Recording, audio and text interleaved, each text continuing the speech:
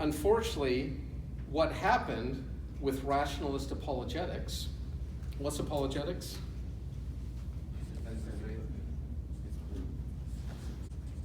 In Christian rationalism, what people are trying to do is to use different apologetical arguments to create a case to help people with their belief. And I'm going to call this the stairway. It's kind of like the scholastics had their pillars of reason.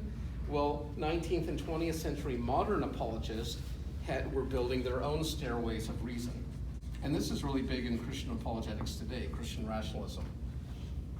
And so what kind of things might you do to try to prove that Christianity is true? The true religion. Say you're arguing with a Buddhist or an atheist or agnostic. What's something you might want to roll out to them? Creation. Okay. And that's part of what we're doing in this class. When we come back, we're going to start talking about pitting like young earth biblical creationism versus like Darwinian evolution. So that might be part of it. ICR, Answers in Genesis, those sorts of organizations are all in for this sort of work. What else could we do? We've got our like C.S. Lewis's, our Ravi Zacharias's, our Josh McDowell's,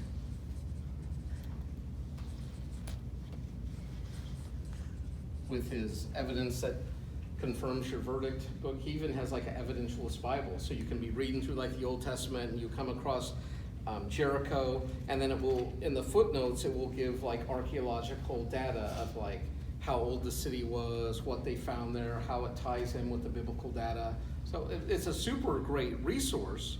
But what Kierkegaard, the point he's trying to make is, we do all these sorts of things. We use theology.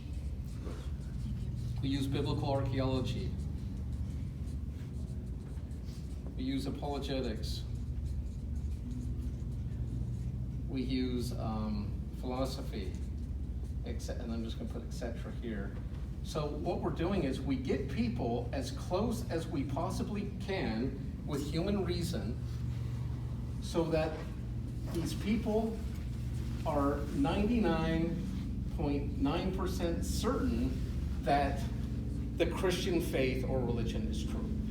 And so we get them right there at the edge, but still, and I don't care if you're Ravi Zacharias or Josh McDowell, all these people would still say you can only come to God through faith. But do you see what they've done? They've made faith, all you need is a 0.01% of faith. And so you're there, your knees are shaking, but you're going to do it, and you take that hop of faith into the loving arms of Jesus. Hallelujah.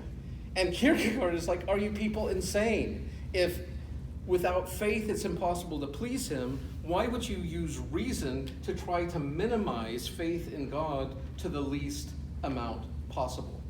And Kierkegaard believed he was given a great intellect to tear down the strongholds of the intellectuals. So he used his reason to talk about how unreasonable Christianity is. What are some unreasonable things about Christianity? Miracles. What else? Things like virgin births, res from the dead, talking snakes, worldwide flood. I mean, it just goes on and on. How about simply God loving us? Why would God love us? And Kierkegaard says the whole point of reason should drive us to our knees and have us calling out for God in mercy, which forces us to take a leap of faith.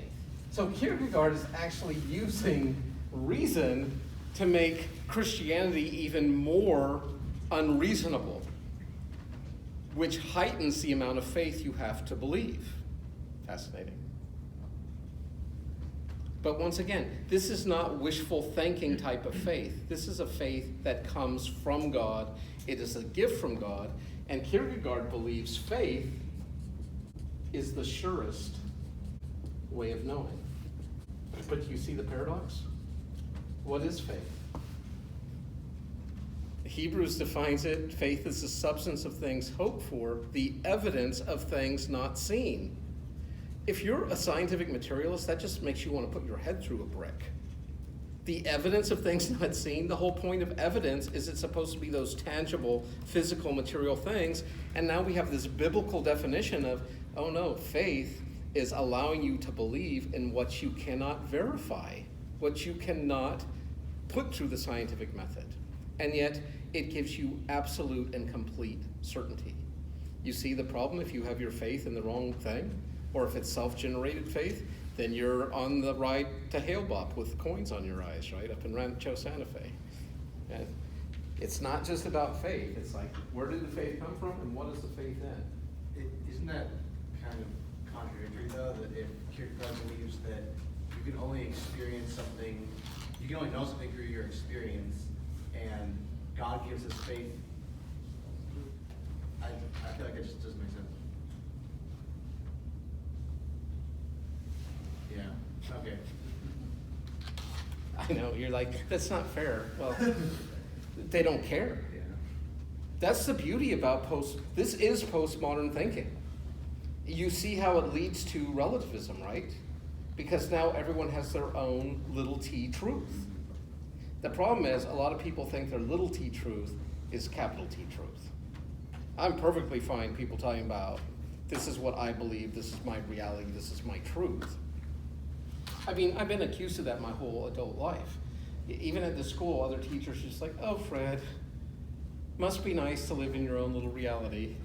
And I'm just like, at least I know I'm living in my own little reality. What's frightening is you think your little reality is the big R reality. Woo! That's what should be concerning.